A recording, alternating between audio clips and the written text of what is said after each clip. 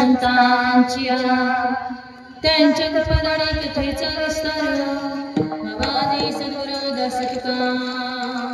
ओम नमो ज्ञानेश्वरा करुणाकर दयाळा तुमचा अनुग्रह लाभला पावन झालं चराचरी विठ्ठल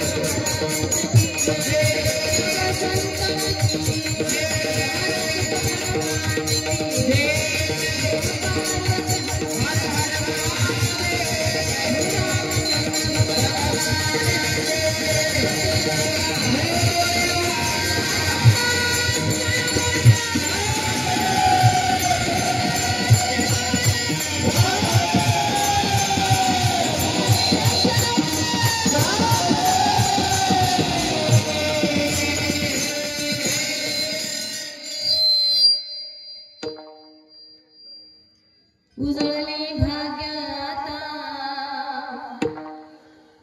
अवघी चिंता वारली संत दर्शने हा लाभ पद्मनाभ जोडीला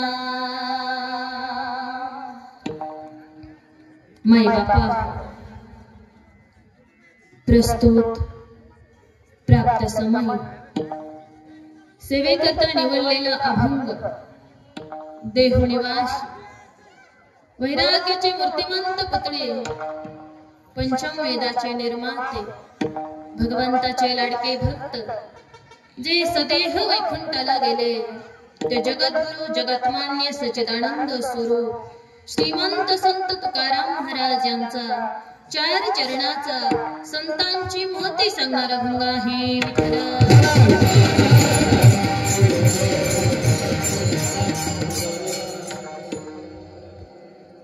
उजळले भाग्य आता नॉर्मल विको द्यायचं बोलताना जास्त द्यायचं नाही बेस कमी करून टाका बेस कमी करा कमी राम थोडस विको द्या राम मी बोललेलं तुम्हाला व्यवस्थित ऐकायला येते का हा एवढंच पाहिजे आपल्याला विठ्ठल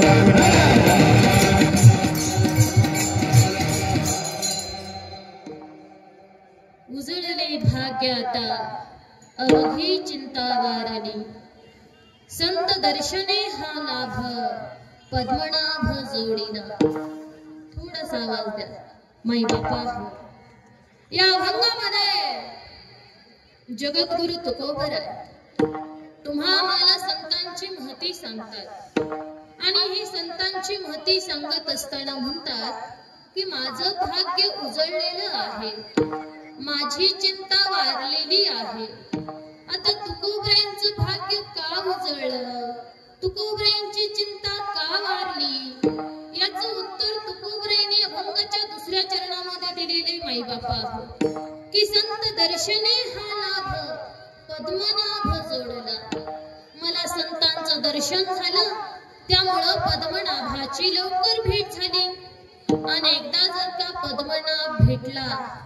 माझे मामा भेटले भगवंत भेटला ना माई बापा हो या मृत्यू लोकांमध्ये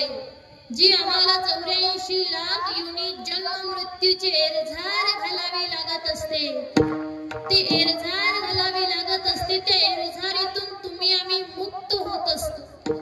इथं जन्म आणि मरण घेण्याची जी आमची चिंता आहे ती चिंता वारली जात असते म्हणून जगद्गुरु तुकोबराय म्हणतात की मला संतांचं दर्शन झालं त्यामुळे पद्मनाभ भेटला आणि या मृत्यू लोकांमध्ये जन्म मृत्यूची एरजार घालण्याची माझी चिंता वारली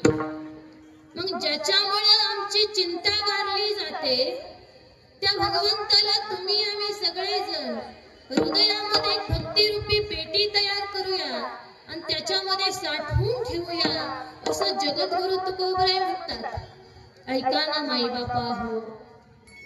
हा जो परमात्मा रूपी ठेवा आहे ना, हा प्रत्येकाच्या जवळ आहे, प्रत्येकाच्या हृदयामध्ये आहे। एवढंच की त्याच्यावर सांसारिक माया मोहाचा एक पटल आलेला आहे, पडदा आलेला आहे। जर हा पडदा आम्ही बाजूला सारला तर आम्हाला पद्मनाभ भेटल्याशिवाय राहणार नाही। म्हणून हा पडदा जर आम्हाला बाजूला सारायचा असेल तर संतांच्या संगतीत आणि त्यांच्या पंगतीत बसावं लागेल, तर आमचं भाग्य उजळल्याशिवाय राहणार नाही। विठ्ठला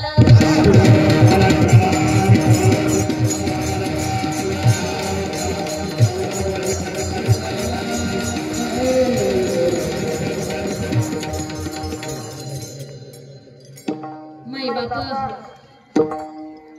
सेवेला सुरुवात करण्या अगोदर थोडासा परिहार द्यायचा, तो असा की आज आपल्या नातेपुते नगरीमध्ये आपल्या सगळ्याचं दैवत श्री संत सद्गुरु बाळूमामा पालखी क्रमांक 14 मामा आपल्या गावामध्ये आले, इथं विसाव्याला थांबले। म्हणून हा साजरा होणारा भव्य दिव्य कीर्तन महोत्सव अर्थात भंडारा उत्सव आणि त्या भंडारा उत्सवाच्या निमित्तानं चालू असलेला हा 11 दिवसाचा अखंड हरिनाम सप्ताह आणि त्या सप्त्यामध्ये 5व्या दिवसाची आमच्या वाट्याला आलेली ही सेवा। नवे तर उपस्थित ग्रामस्थ, आयोजक नियोजक मंडळी अर्थात आयोजक आहेत शेंगे कापड दुकान नातेपुते,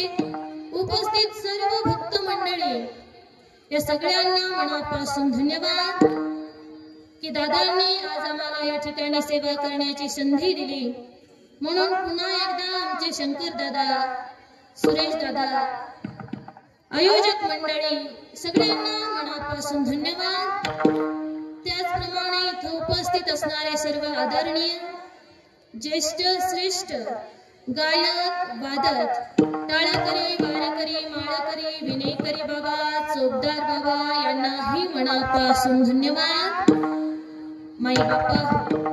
ज्यांच्यामुळे मी या ठिकाणी उभी आहे ते माझे पती परमेश्वर, त्यांनाही मनापासून धन्यवाद। महत्वाचा मुद्दा हा आहे की ज्यांच्यामुळे तुम्हाला माझ्या मामांच्या दरबारामध्ये यायला मिळालं, ज्यांच्यामुळे आज तुमच्या आमच्या कपाळाला माझ्या मामांचा अनमोल असा भंडारा लागला, ज्यांच्यामुळे आज तुमच्या आमच्या पोटामध्ये माझ्या मामांचा अनमोल असा प्रसाद जातोय, ते माझ्या मामांचे कारभारी मंडळी, भक्त मंडळी, सेवेकरी मंडळी सगळ्यांच्या चरणी मी नतमस्तक होतो। अरे ज्यांच्या चरणांचा स्पर्श होता क्षण आमची धरणी माता सुद्धा आनंदित होते आणि भरपूर सदन धान्य देते, ते माझ्या मामांच्या बकऱ्या त्यांच्याही चरणी मी नतमस्तक होते। माई बापा, हा सगळा सोहळा जे आपल्या कॅमेऱ्यामध्ये कैद करून घेतात ते इथे उपस्थित असणारे ओम साई क्रिएशनचे आमचे चैतन्य दादा असतील, बाळूमामांचा हरिजागर असणारे आमचे गणेश दादा असतील, बाळूमामांचा सेवक पालखी क्रमांक 12 आमचा रोहित दादा असेल, शिवाय भक्त बाळूमामांचा हे निटवे दादा असतील। या सगळ्यांना मनापासून धन्यवाद। माई बापा, माझ्या स्वर्गवासी वडिलांच्या पवित्र स्मृतीला अभिवादन करून आजच्या सेवेला सुरुवात करते। विठ्ठला